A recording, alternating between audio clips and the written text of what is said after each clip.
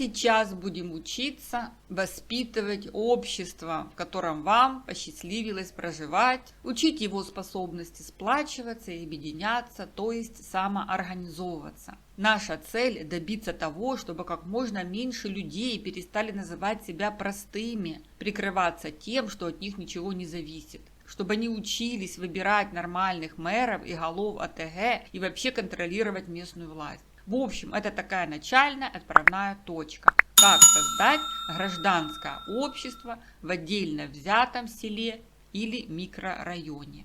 И учиться мы будем у канадцев, потому что они умеют самоорганизовываться, то есть налаживать жизнь самостоятельно, без внешнего воздействия на той улице, в том квартале, где они родились, выросли, учились или куда переехали. Увидел сознательный канадец проблему, просигнализировал, добился ее устранения, увидел, просигнализировал, добился и так по кругу. В Украине таких самоорганизованных примерно 25% населения, и это много, но эти 25% раскиданы по стране неравномерно. В одном месте густо, в другом пусто. Так что самоорганизация нам присуща, и об этом свидетельствуют наши волонтеры. В каждом селе есть свои паучки и берегини, которые самостоятельно договорились и занялись плетением сеток, приготовлением еды нашим воинам. И это прекрасно. В 2005 и 2014 годах все эти украинцы, которые умеют быстро принимать решения, собрались в Киеве и не допустили белорусизации Украины и ценой своих жизней не позволили, чтобы она стала придатком путинского режима.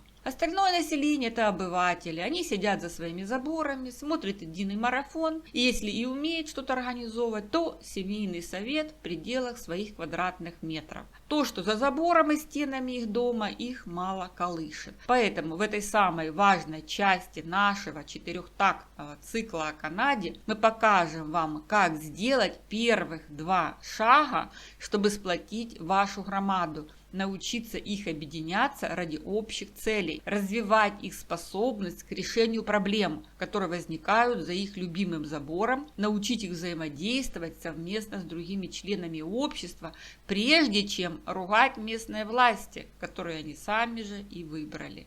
А перед тем, как приступить, можете замерить уровень сплоченности своей громады при помощи такого простого теста. Вспомните, кто призывает обычно на субботник. По моим наблюдениям, сейчас в селах, если объявляют какое-то совместное мероприятие, например, уборку территории, то это делает староста, а в городах депутаты. Эти депутаты раздают мусорные пакеты с партийной символикой народу. Народ бегает с этими пакетами, собирает мусор, а потом депутаты отчитываются на своей странице в Фейсбуке, и получается, что убрал территорию условный Загид Краснов, а не жители этой местности. Поэтому, если у вас субботник объявляли только староста, голова ОТГ или депутаты, то у вас все плохо. Если клички дали активные граждане с задней мыслью выбиться в депутаты, чтобы пилить бюджет, ситуация так себе. Если же находились активные граждане, которые организовывали субботник по простоте душевной, у которых не было тайного умысла, коварных замыслов и намерений, то у вас в громаде все неплохо. То есть задача понятна. Учимся сплачивать, объединять громаду на местах, потому что именно способность к самоорганизации каждого члена общества правит бал в цивилизованных странах. Канал Ірини Коновець-Поплавської. Вот эта группа.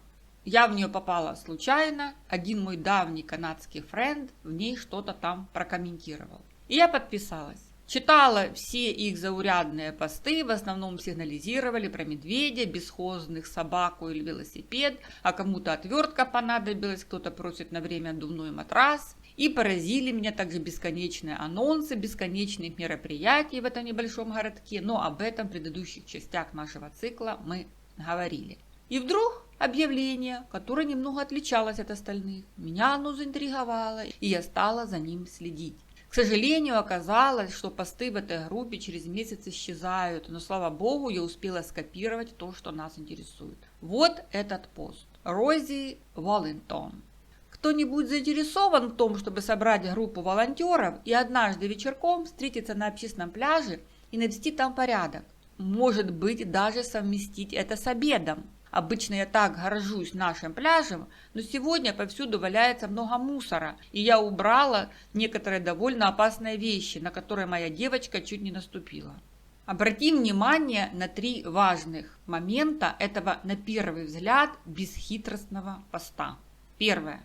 Пляж общественный. Рози обеспокоена, что на нем раскиданы опасные предметы, которые могут поранить не только ее и ее семью. Рози, естественно, увидев непорядок, сама убрала некоторые опасные предметы. В комментах она объяснила: повсюду валяются консервные банки, забытые носки и случайный мусор. И острая банка, и прибитая гвоздями деревяшка лежали на мелководье, где плавала ее Айви. Второй момент. Рози предлагает уборку пляжа завершить совместным обедом. Зачем? Правильно, чтобы, во-первых, собрать побольше желающих, во-вторых, совсем не лишним воспользоваться случаем, чтобы горожанам встретиться и, расслабившись, пообщаться. Какое же комьюнити без общения? И третий момент. Организовывает всю эту историю Рози не случайно.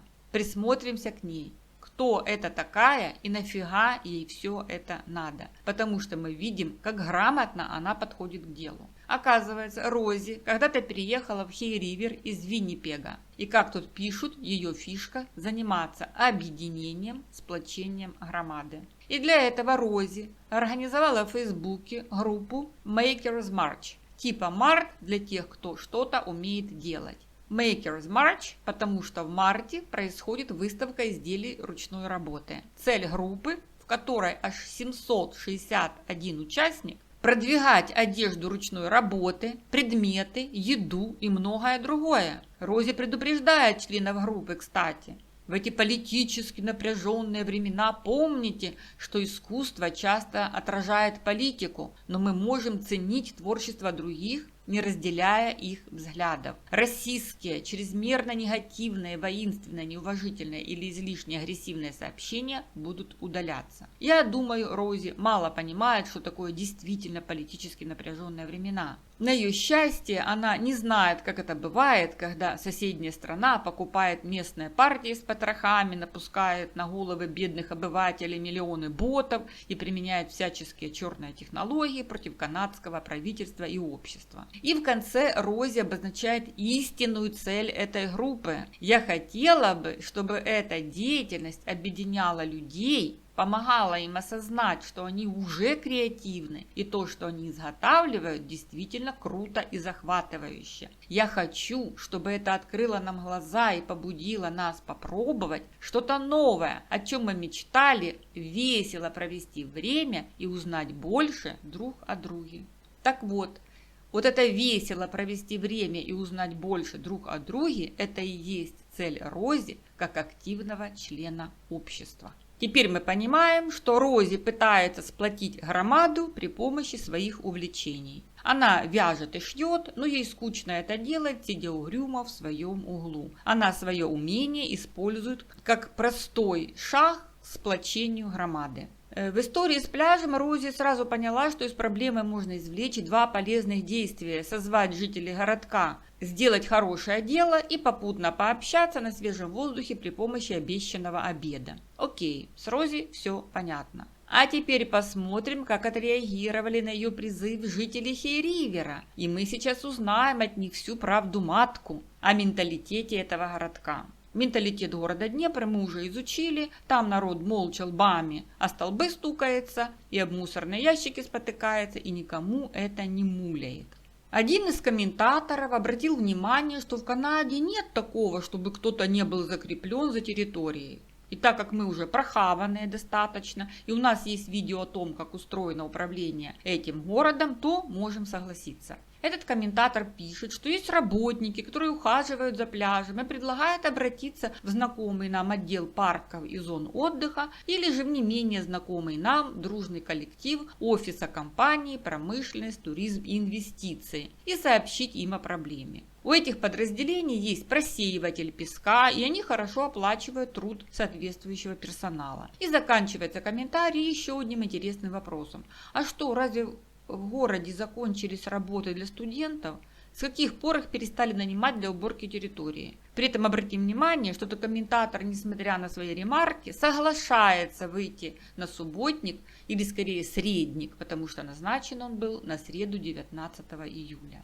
Другой комментатор тоже готов поспособствовать. Он подтверждает, что за последние 1,5 недели нашел на пляже довольно много крупных осколков стекла. И дошло до того, что приходится сначала расчищать место перед тем, как на него сесть или лечь. Раньше такого не было. Когда-то можно было плюхаться куда душе угодно. Имя третьего комментатора сохранилось для истории. Это Люси Бенуа. И Люси утверждает сознанием дела, что уборщики обязаны ходить по пляжу с одного конца в другой каждый день утром и вечером. И она обычно так и делала, когда ее нанимали. А сейчас люди пляж не уважают и поэтому разбрасывают там мусор. Другие комментаторы подтвердили, что когда Люси и ее мама ухаживали за пляжем, тот всегда был чистым и приветливым. На этой ноте хейриверцы решили, что таки да, надо собраться, и вспомнили, что когда-то знакомая нам Эприл тоже организовывала уборку пляжа.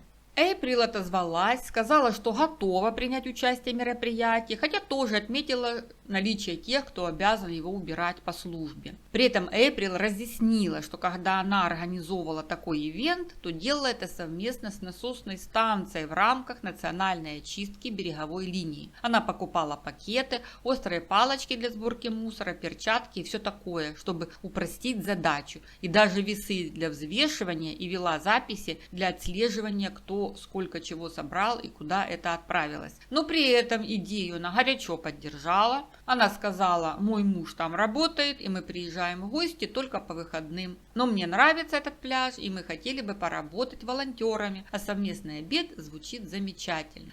На что Скайлор Браун предложила свои кулинарные услуги. «Мой муж, — сказала она, — менонит, и мы делаем эти вкусные куриные тушеные домашние пирожки, которые я бы с удовольствием испекла и пожертвовала бы своим временем, чтобы накормить волонтеров. В общем, как мы видим, никто не сказал, что не выйдет и какого черта все это надо. Хотя хейриверцы и отметили, что это дело уборщиков, которые деньги за свою работу получают. Но все дружно согласились принять участие в мероприятии. В итоге 19 июля вышли на пляж несколько женщин, сказали, что перед этим прошел просеиватель, поэтому работы было немного. Фото я вовремя не скопировала, и сейчас они пропали. Но что мы из этой истории вынесли полезного? Нам надо уяснить, что чем больше в громаде активных членов, тем ей лучше. И сплачивать народ незазорно любыми совместными мероприятиями, как, например,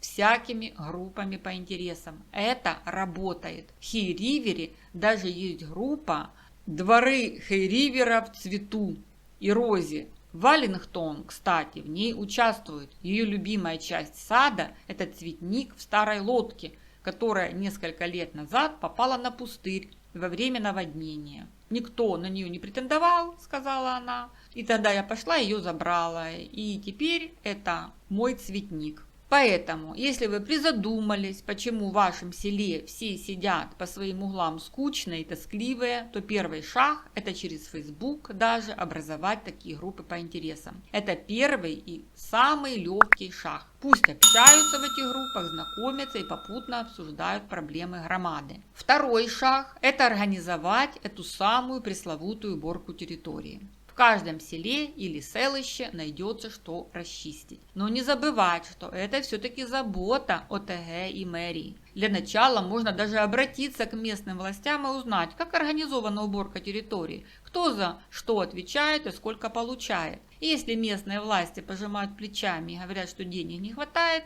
то это все бесстыдное вранье. Для их бюджета это копейки. И если они так говорят, это значит, что в таком ОТГ или мэрии деньги регулярно уходят налево. И местным властям не до таких мелочей. Им важнее придумать схемы, как пилить бюджет. Таковы наши реалии. Вот поэтому и надо учиться самоорганизовываться, а потом уже сплоченная громада научится влиять на свою местную власть и, что самое главное, выбирать правильных мэров и защищать свой выбор. Вот такое вам домашнее задание. При этом советую заранее отнестись скептически к результатам. Пару человек подтянется на ваше мероприятие, хорошо. Нет, сами уберете и выставите фото в Фейсбуке. Посмотрите на реакцию старосты и головы ОТГ. Сделайте выводы. Через время повторите операцию. Главное ввязаться, а события план подскажут. Потому что цель ваша не собственно результат акции. Путь самурая – процесс. Наблюдайте за тем, как громада учится организовываться и решать насущные вопросы. Потому что я помню, как мне рассказывал один житель Макеевки, как он вокруг себя консолидировал соседей. Они там и детскую площадку расчистили, деревья вместе сажали, и все было прекрасно, пока этот парень не переехал в другое место. Он уехал, и вся эта консолидация развалилась. Так что путь самурая – процесс. Помните это.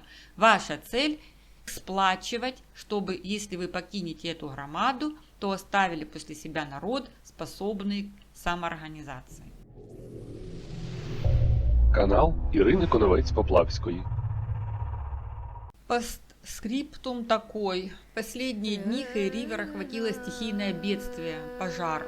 Горят леса. Вот такая грустная картина. Горожан эвакуировали самолетами, причем на самолеты пускали и людей с домашними животными. Паники не наблюдалось, потому что эвакуация проходит своевременно и организованно. Никто канадцам не говорил, что опасности нет, идите жарить шашлыки.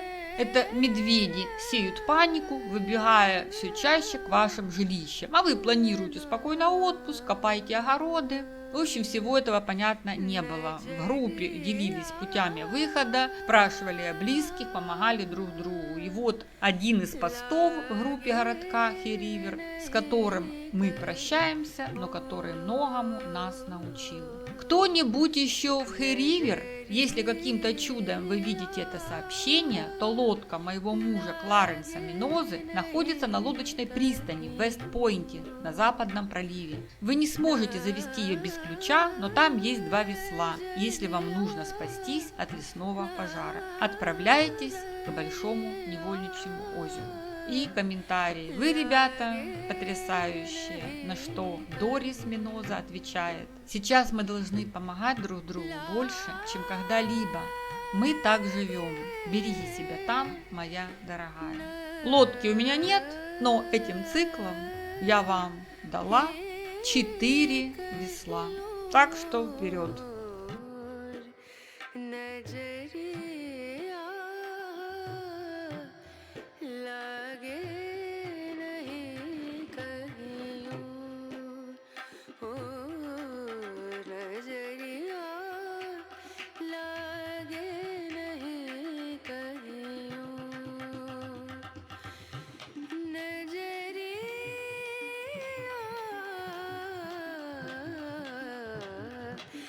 लागे नहीं कहीं